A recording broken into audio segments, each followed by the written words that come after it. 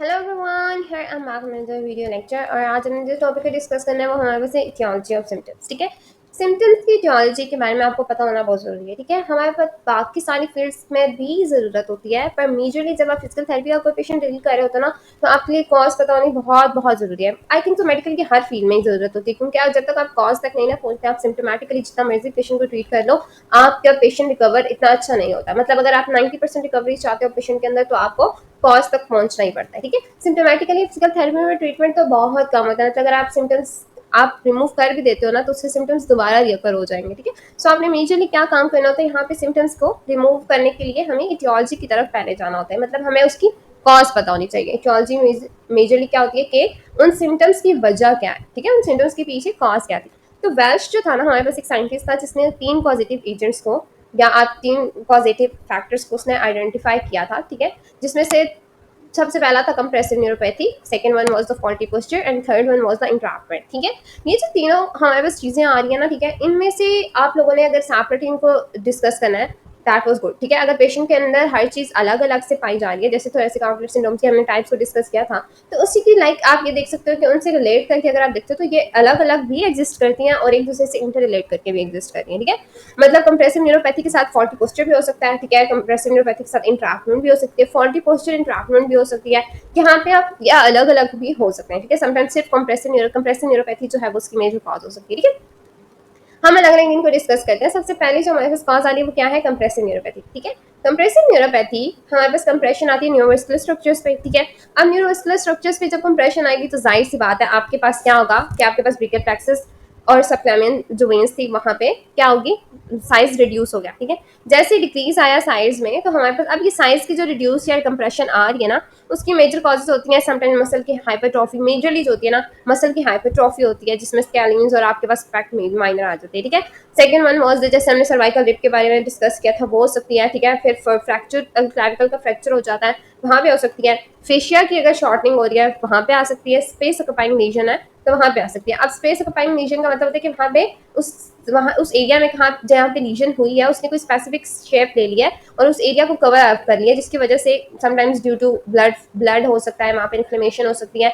उस लीजन के एरिया में, जिसकी वजह से वो एक स्पेसिफिक स्पेस उस एरिया का ले लेता है, जहाँ पे अगर आपके पास ब्रेकियल प्लेक्सस सबक्लेवियन वेसल्स पास कर रही हैं तो वो क्या होगी कि उस साइज को रिड्यूस करेगी। ठीक है, हम वापिस चलते हैं एक बार पिक्चर्स के थ्रू इसको देखते हैं दोबारा। ठीक है, अब पिक्चर्स में हमारे पास थोरेसिक आउटलेट सिंड्रोम था, सबसे पहले हमने बात की थी। ठीक है, जब हमने बात की थी तो आपको नजर आ रहा है यहाँ पे क्या है, क्लैविकल बोन है। ठीक है, हमारे पास क्लैविकल के नीचे से क्या पास कर रही है हमारे पास, सबक्लेवियन आर्टरी, सबक्लेवियस मसल। ठीक है, सबक्लेवियन वेन पास कर रही है, फिर ब्रेकियल प्लेक्सस। ठीक है, इस रीजन की ही मेजरली हमारे पास हम बात कर रहे होते हैं, यही रीजन होता है जहाँ जिसको हम थोरेसिक आउटलेट कहते हैं। ठीक है, अब अगर इस रीजन में आपको नजर आ रहा है कोई भी फॉल्टी होती है, मतलब क्लैविकल का फ्रैक्चर हुआ तो क्लैविकल अपने आप पे साइड डिस्प्लेस कर दिया। ठीक है, फ्रैक्चर होने की वजह से ही समटाइम्स इन्फ्लेमेशन हो जाती है उस एरिया में, जिसकी वजह से वहां पे आप क्या कह सकते हो कि टीओएस होने के चांसेस बढ़ जाते हैं। ठीक है, सेकेंड वन वॉज था यहाँ पे अगर हमारे पास एक्स्ट्रा रेब है, अब ऑलरेडी क्लैविकल ने काफी हद तक रीजन लिया है, आपको यहाँ से बिल्कुल यहाँ से नजर आ रहा होगा फर्स्ट रेब जा रही है। ठीक है, तो फर्स्ट रेब के ऊपर भी अगर एक और रेब होगी तो जाहिर सी बात है यहाँ पे स्ट्रक्चर्स काफी टाइट होने लग जाएंगे, जिसकी वजह से टीओएस के चांसेस इंक्रीज हो जाते हैं। ठीक है, सर्वाइकल रेब अगर है पेशेंट में तो मतलब उसमें भी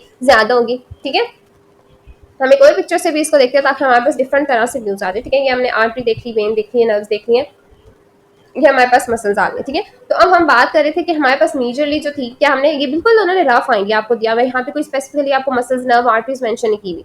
यहाँ पे आपको सिर्फ ये बताया हुआ है कि थोरेसिक आउटलेट का जो रीजन है ना उसमें क्या क्या स्ट्रक्चर्स होते हैं, क्लैविकल है, रिब है। अगर अब आप देखो इस रिब के ऊपर भी एक और रिब होती तो जाहिर सी बात है स्ट्रक्चर ज्यादा टाइटन हो जाते हैं, जिसकी वजह से टीओएस के चांसेस ज्यादा होते हैं। क्लैविकल का फ्रैक्चर होगा तब भी। ठीक है, फर्स्ट रिब पे कोई इशू आएगा तब भी। ठीक है, कोई भी यहाँ पे इन्फ्लेमेशन आएगी, कोई ऑक्यूपाइंग लेशंस आ जाएंगी। ठीक है, तो हमारे पास क्या होगा, कोई मसल की हाइपरट्रॉफी। गैस मसल, अब मसल्स की हाइपरट्रॉफी की वजह से क्यों होता है, क्योंकि देखो आपके पास जो मसल्स है ना यहाँ पे, ठीक है, मेजरली क्या करेंगे, अगर यहाँ पे मसल्स हाइपरट्रॉफी का मतलब होता है कि मसल्स अपने साइज में इंक्रीज हो रहे हैं। ठीक है, अब अगर मसल साइज में इंक्रीज हो रहा है, ठीक है, इट्स सेल, तो हमारे पास क्या होता है कि बेसिकली सेल का साइज इंक्रीज हो रहा है, मसल्स के फाइबर्स का साइज इंक्रीज हो रहा है। इसका मतलब मसल बड़ा हो रहा है, मसल को ज्यादा जगह चाहिए, वो ज्यादा जगह तो ले लेगा लेकिन बाकी स्ट्रक्चर्स को क्या कर देगा, कंप्रेस कर देगा, क्योंकि वो नॉर्मल तो नहीं है, वो तो एक एबनॉर्मल चीज है। ठीक है, सो हम यहाँ पे यही मेजर बात कर रहे थे। ओके, हम वापस जाते हैं। ठीक है, अब हम देखते हैं कि हमारे पास सेकंड वन क्या थी, ठीक है। फर्स्ट वन हमने देख लिया कंप्रेसिव न्यूरोपैथी होती है। कंप्रेशन अगर कोई भी न्यूरोमस्कुलर स्ट्रक्चर्स पे आ जाता है, ठीक है, और कंप्रेशन की कॉजेज में आपको बता दी, मसल हाइपरट्रॉफी हो सकती है, स्कैलिन्स की, पेक्टोरालिस माइनर की। फिर हमारे पास अगर हम देखते हैं कि हमारे पास अगर थर्ड में इन्होंने दिखाया हुआ हो, लाइक मसल तो दिखाया हुआ है, लाइक पेक्टोरालिस माइनर का इन्होंने कुछ साइड फाइबर दिखाए हुए हैं, ठीक है। पर स्पेसिफिकली आप अगर यहाँ देखते हो तो इसकी भी हाइपरट्रॉफी होने की वजह से स्कैलिन्स आपको पिछले में दिखा दिए गए थे, इसमें स्कैलिन्स थे। तो हमारे पास मेजरली यही चीज़ है कि आपके पास स्कैलिन्स या पेक्टोरालिस माइनर की अगर हमारे पास कहीं भी हाइपरट्रॉफी होगी तो वो हमारे पास करेगा, ठीक है। फेशिया की रैप्टिव शॉर्टनिंग की भी बात है, ठीक है। फेशिया की अगर शॉर्टनिंग हो जाती है, रैप्टिव शॉर्टनिंग का मतलब होता है कि अगर ओवर यूज नहीं, मतलब उसका यूज नहीं हो रहा ना, तो वो क्या करता है, टाइम विद टाइम क्या होता है, अपने आप को सिचुएशन के साथ अडाप्ट कर लेता है, फेशिया शॉर्ट होने लग जाता है, जिसकी वजह से हमारे पास कंप्रेशन आ सकती है, ठीक है, उस स्पेसिफिक रीजन में। ये पॉइंट्स क्लियर हो गए होंगे ऑल्सो, ठीक है। अब हम चाहते हैं फॉल्टी पोस्चर की तरफ, ठीक है। फॉल्टी पोस्चर क्या था, मेजरली जो चेंजेस आ रहे थे ना पोस्चर में, ठीक है, जैसे हमारे पास अब पोस्चर में जो चेंजेस आए, जैसे हमने पहले बात की थी, काइफोसिस होगा, स्कैपुला का अर्थोरेसिक काइफोसिस हो गया, स्कैपुला की रिट्रैक्शन हो गई, ठीक है, शोल्डर की फॉरवर्ड मूवमेंट हो गई, ठीक है। ये सारी चीज़ें क्या करेंगी, नैरो कर देंगी स्पेस को, जो स्पेस हमने कहा है थोरेसिक आउटलेट की है, जहाँ से न्यूरोमस्कुलर स्ट्रक्चर्स पास कर रहे हैं, जिसकी वजह से क्या होगा कि हमारे पास टीओएस होने के चांसेस इंक्रीज हो जाते हैं। क्यों? क्योंकि वहाँ पे वो एक फोर्स, एक कंप्रेशन प्रोड्यूस करेगा, ठीक है, या आप कहते हो कि वहाँ पे स्ट्रक्चर्स को कंप्रेस कर देगा। अब उन्होंने कहा स्पेसिफिकली, उन्होंने कहा एडेप्टिव शॉर्टनिंग, अगर एडेप्टिव शॉर्टनिंग हो जाती है स्कैलिन्स की, पेक्टोरालिस माइनर की, तो ये भी कंप्रेस करती है। अब मैं आपको एक और चीज़ बताती हूँ, दोनों में फ़र्क क्या, ठीक है। हमने पहले मसल हाइपरट्रॉफी पढ़ी ना स्कैलिन्स की और पेक्टोरालिस माइनर की।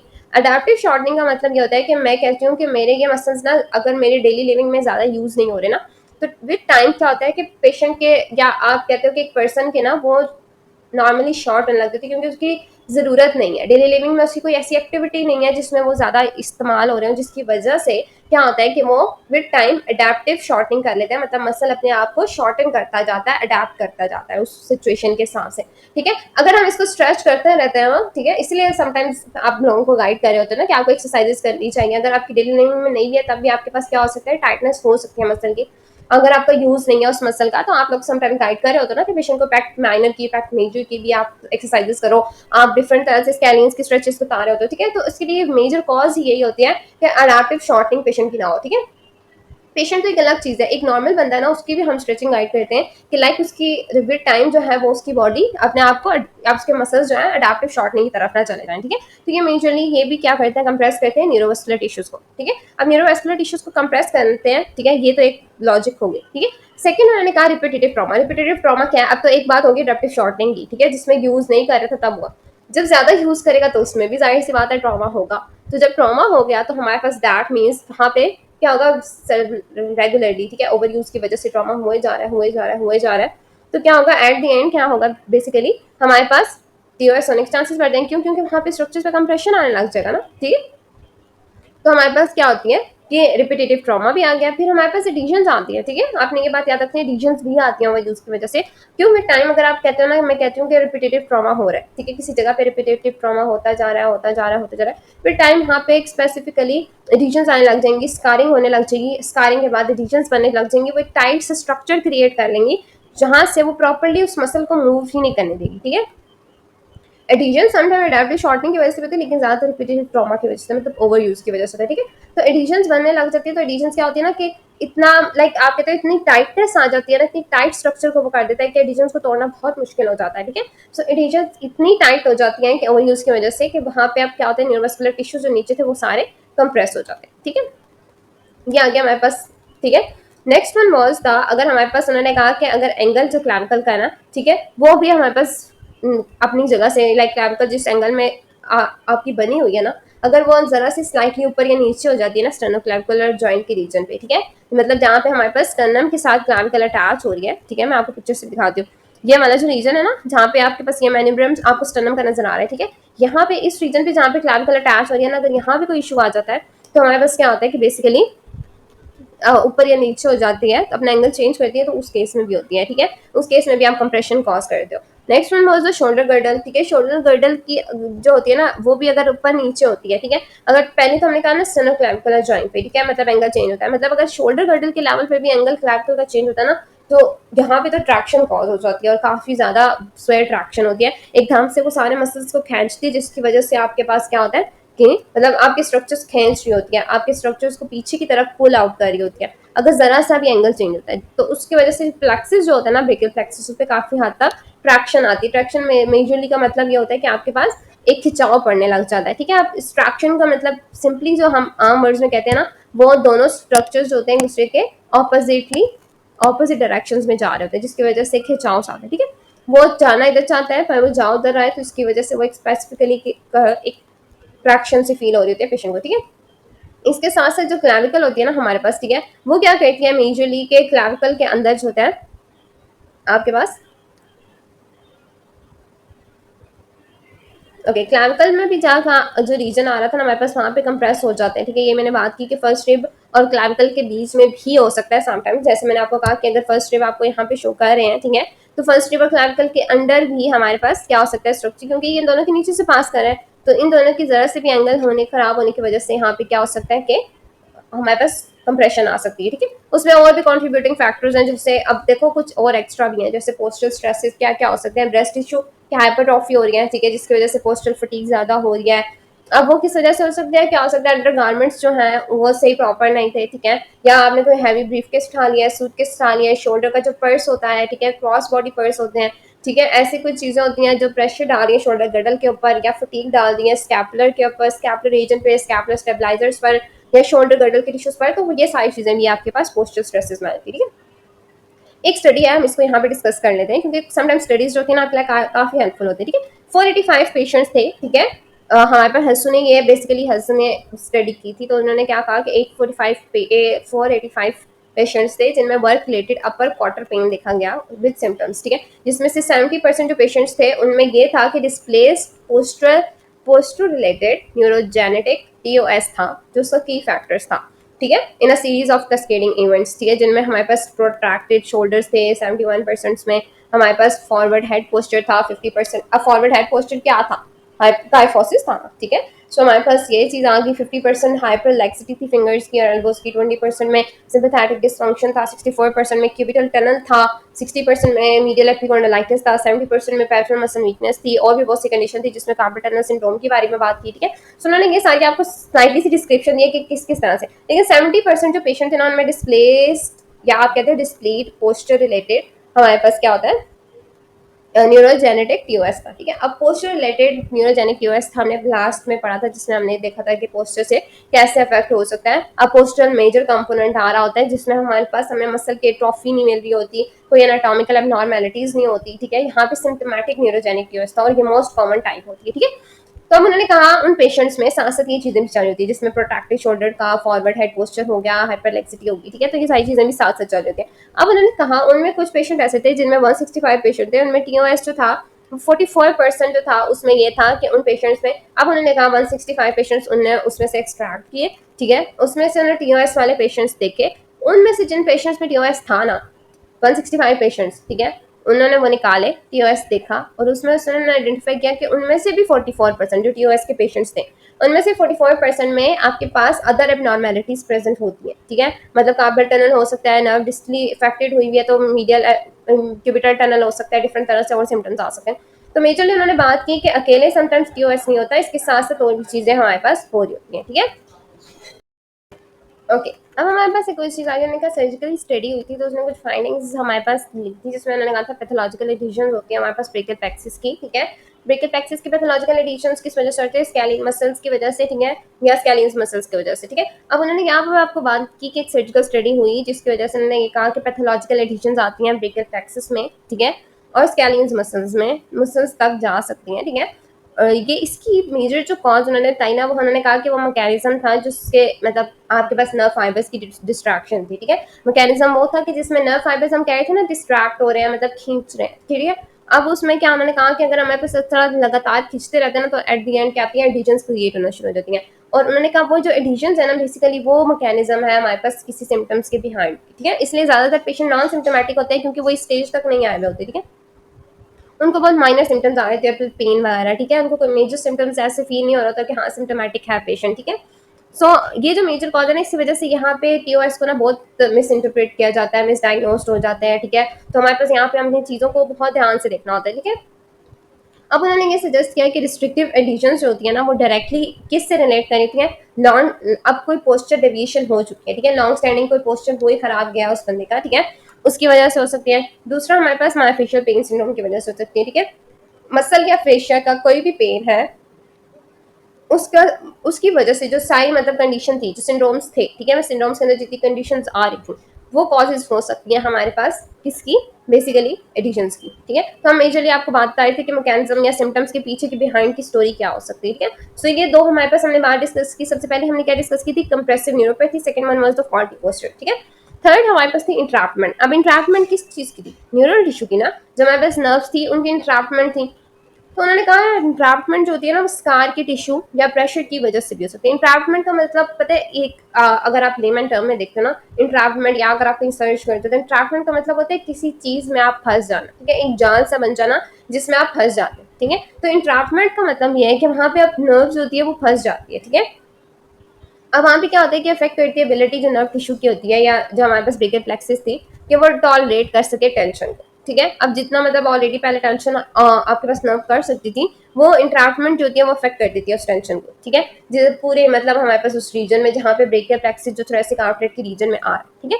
अब पॉसिबल एक्सप्लेनेशन इसके पीछे जो हमारे पास डिफरेंट तरह से दी गई है ना, ठीक है, मतलब इसके पीछे की कॉज क्या हो सकती है।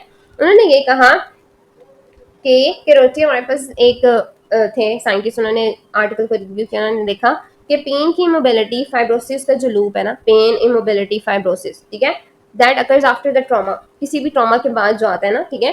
अब उन्होंने कहा एक्सेलरेशन हो, ये acceleration extension motor vehicle injury होगी जिसको आरटीएस कहते हैं, ठीक है, मतलब रोड ट्रैफिक एक्सीडेंट्स के बाद अगर एक्सेलरेशन या एक्सटेंशन वाली कोई ऐसी इंजरी है जिसमें पेन आई, फिर पेशेंट इमोबाइल हो गया, फिर फाइब्रोसिस क्या आया और ये लूप चलता गया चलता है, तो एट द एंड हमारे पास क्या होता है, डेवलपमेंट होती है एडिशंस की, जिसके एट द एंड क्या करते हैं, कॉज आती है हमारे पास टीओएस के सिम्टम्स की, ठीक है। उन्होंने कहा एक ये चीज है, उन्होंने आपको एक मेजरली चीज आपको बता दी कि तीन चीजें आ रही थी, पेन, इमोबिलिटी, फाइब्रोसिस, तीनों का एक लूप चल रहा। पेन हुई, फिर पेशेंट पेन की वजह से इमोबाइल हो गया, अब वो इमोबाइल हो गया लेकिन अगर उस मोबिलिटी को वहाँ दोबारा से ठीक नहीं ना करेगा तो फाइब्रोसिस की तरफ जाएगा, फाइब्रोसिस होगी, टिश्यू में फाइब्रोसिस होगी तो जाहिर सी बात है एडिशंस बनना स्टार्ट हो सकती है, ठीक है। इतनी डिटेल में हम यहाँ नहीं जाते, हम मेजरली आपको कॉन्सेप्ट दे रहे हैं कि फाइब्रोसिस क्या होते हैं, कि बेसिकली फाइबर्स जो होते हैं हमारे पास क्या होते हैं, डिस्ट्रप्ट हो रहे होते हैं, मतलब एट द एंड क्या होता है, फाइबर्स जो होते हैं डिस्ट्रॉय हो रहे होते हैं, ठीक है। तो वो अपने आप को, आप फाइब्रोसिस को ऐसे भी ले सकते हो कि लाइक आप, मैं अगर आपको एग्जांपल दूं, जैसे हमने नेक्रोसिस पढ़ा है ना, नेक्रोसिस में क्या होता है, टिश्यू डेथ होती है ना, फाइब्रोसिस में भी आप समटाइम्स एग्जांपल ऐसे ले सकते हो, टिश्यू कम्प्लीटली डेथ नहीं होता लेकिन आप इसको ऐसे गाइड कर सकते हो, लाइक फाइब्रोसिस वैसे होता है, ठीक है, अगर किसी को नहीं पता, लेकिन हाँ जिसको पता है उसके लिए काफी ईजी है इस चीज को समझना कि वो किस तरह से फाइब्रोसिस हो रहा होता है, ठीक है। सो ये चीजें कुछ मेजरली है, लेकिन हम जब और इनसे ज्यादा डिटेल लेक्चर्स में, जब डिटेल लेक्चर्स में देखेंगे तो फिर उसको डिटेल में देखेंगे, ठीक है। तो हमारे पास अब उन्होंने कहा कि मोटर व्हीकल इंजरी जिसमें एक्सेलरेशन और एक्सटेंशन होगी, ठीक है। एक्सेलरेशन या एक्सटेंशन का मतलब ये है कि बहुत ज्यादा एक्सेसिव किसी चीज की मूवमेंट होगी जिसके बाद बस हमारे पास पेशेंट के बाद एडिशंस बनना शुरू होगी, और यहाँ पे हमारे पास कॉज क्या आई, टीओएस के सिम्टम्स की एडिशंस, ठीक है, डेवलपमेंट ऑफ एडिशंस हुई तो वहाँ पे टीओएस क्या हुए, सिम्टम्स आ गए, ठीक है। टीओएस के सिम्टम्स मतलब थोरेसिक आउटलेट सिंड्रोम्स के सिम्टम्स अपीयर होना स्टार्ट हो गए। अच्छा, the Halstead test and the upper limb tension test for the median nerve, जो हम मीडियन नर्व को चेक करने के लिए करते हैं, उसमें क्या होता है कि हम ब्रेकियल प्लेक्सिस और मीडियन नर्व को स्ट्रेस में डालते हैं ताकि हमारे पास सिम्टम्स जो है वो पता चल जाते हैं, ठीक है, कि हम इंडिकेट करते हैं ना रिस्ट्रिक्टिव नर्व ग्लाइडिंग को। तो उन्होंने कहा हेल्स्टेड टेस्ट जो होता है, ठीक है, उसमें उन्होंने कहा कि हम क्या करते हैं कि बेसिकली रेडियल पल्स को ना रोक देते हैं, ठीक है, थोड़ी देर के लिए ना उसका क्या करते हैं कि वेसल्स को इंटरेक्ट करते हैं। मैं आपको एक एग्जांपल देती हूँ कि आप ना रेडियल पल्स को कैसे रोकते हो, कि लाइक जब आप नर्व चेक कर रहे होते हो ना, सॉरी जब आप पल्स चेक कर रहे होते हो, तो जब आप पल्स चेक कर रहे होते हो तो आप क्या करते हो, ब्लड फ्लो को रोकते हो ना, ठीक है, तो आप थोड़ा सा प्रेशर ज्यादा देते हो और उसका ब्लड फ्लो बिल्कुल रोक देते हो, ठीक है।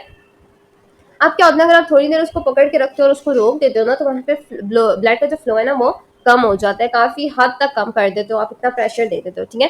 अब क्या हुआ, यहाँ पे वेसल्स क्या होंगी, इंटरप्ट होंगी, ठीक है, ये बेसिकली सिंपल सा टेस्ट है रेडियल नर्व के लिए। अब उन्होंने क्या किया कि हमारे पास यहाँ पे हमने जैसे रोका, अब क्या हुआ कि वहाँ पे क्या हुआ, नर्व इंटरप्ट हो गई। तो उन्होंने बेसिकली ये चीज हमें बताई कि लाइक अगर इस तरह की कंडीशन होती है जहाँ पे नर्व इंटरप्ट हो जाती है तो क्या होती है एट द एंड हमारे पास क्या होता है। अब देखो वहाँ पे तो हमने खुद रोका ना, ठीक है, सिम्टम्स को खुद हमने क्या किया कि रेडियल पल्स को रोक के हमने ये देखने की कोशिश की कि अगर वेस्कुलर इंट्रैपमेंट होता है तो अगर हमारे पास रुक जाती है तो वहाँ पे टिश्यू के इर्द गिर्द क्या चेंजेस आ रहे थे, ठीक है। उन्होंने बेसिकली ये चेक करने के लिए टेस्ट परफॉर्म किया। ठीक है। और सेम हम यही चीज़ देखते हैं टीओएस में, जब हम देखते हैं कि अगर इंट्रैपमेंट हुई भी है तो हमारे पास वहाँ पे चेंजेस कैसे आ रहे थे, तो इससे आपको काफ़ी हद तक आइडिया होता है। ठीक है। विल्सन एट ऑल ने डिस्क्राइब की कैडावरिक स्टडी, ठीक है, जिसमें उन्होंने देखा कैडावर में कि लाइक हमारे पास एक टेंशन प्लेस की उन्होंने सबक्लेविन आर्टरी पे, ठीक है, आइदर इप्सिलेटर कॉन्ट्रालेटर, आपकी मर्जी, ठीक है, सेम साइड की हो, ठीक है। अब हमने क्या किया, उन्होंने एक साइड पे जब सबक्लेविन आर्टरी पकड़ी तो आप उसके बाद साइड बेंडिंग करा दे तो सर्वाइकल स्पाइन की, चाहे वो इप्सिलेटर लो या कॉन्ट्रालेटर लो, उस सेम साइड पे हो या ऑपोजिट साइड पे हो, ठीक है। साइड बेंडिंग करा दी सर्वाइकल स्पाइन की, तो हमारे पास क्या हुआ, टीओएस के टेस्टिंग मैनुअल्स में उन्होंने चेक किया कि लाइक हमारे पास क्या क्या टेंशन किस तरह से स्पेसिफिकली हमारे पास इस रीजन पे पड़ती है इसकी वजह से, ठीक है। So they suggested that this could be the source of pain और tension symptoms even prior to the sign of vascular pathology, ठीक है। अब हमारे पास उन्होंने कहा कि पल्स डिक्रीज होना, पैलर होना, स्किन का टेम्परेचर का इफेक्ट होना, ये सारी चीज़ों से पहले ही हमारे पास एक चीज़ है जिसे हम टेस्ट कर सकते हैं, जो सब क्लेवियन मेन पोटेंशियल डाल के, और वो यही थी कि हम साइड बेंडिंग या इप्सिलेटरल बेंडिंग करते हैं। टीओएस की टेस्टिंग मैनुअल जब हम आगे थोड़ा डिस्कस करेंगे ना टेस्ट ऑफ प्रोवोकेशंस को, तो हम उनमें देखेंगे कि क्या क्या टेस्ट होते हैं, ठीक है। उन्होंने सिंपल सी आपको एक मेजरली बता दी कि उन्होंने कैडावर के अंदर ये चीज़ देखी कि लाइक अगर हमारे पास हम इस तरह से करते हैं तो ये भी कॉज हो सकती है सिम्टम्स की। वेस्कुलर पैथोलॉजी की जरूरत नहीं है, सिर्फ आपके पास अगर आपके पास इंट्राप्ट कर रही है ना किसी जगह पे, किसी मूवमेंट की वजह से ही आपके पास कोई इंट्राप्टमेंट आ रही है, तो ये भी कॉज हो सकती है ब्रेकियल प्लेक्सिस की, ठीक है, सॉरी टीओएस की, thoracic outlet syndrome की। तो हमने यहाँ पे मेजरली तीन चीजें डिस्कस की, compressive neuropathy, faulty posture, entrapment, ठीक है। सो अब हम नेक्स्ट लेक्चर में ना मेजरली हम जो देखेंगे वो हमारे पास यही है कि हमारे पास टेस्ट ऑफ प्रोवोकेशंस क्या है, ठीक है, कंप्रेशन और इंट्रैपमेंट के लोकेशंस क्या है और टेस्ट ऑफ प्रोवोकेशंस क्या है, ठीक है। तो टीओएस के हम जो बाकी चीजें देखेंगे वो नेक्स्ट लेक्चर में देखेंगे, होप सो ये 2-3 लेक्चर में हम कवर अप कर देंगे, ठीक है। तो थैंक्स फॉर वॉचिंग। अगर कोई चीज़ समझ नहीं तो कमेंट सेक्शन में आप पूछ सकते हो, और बाकी नेक्स्ट लेक्चर में मिलते हैं।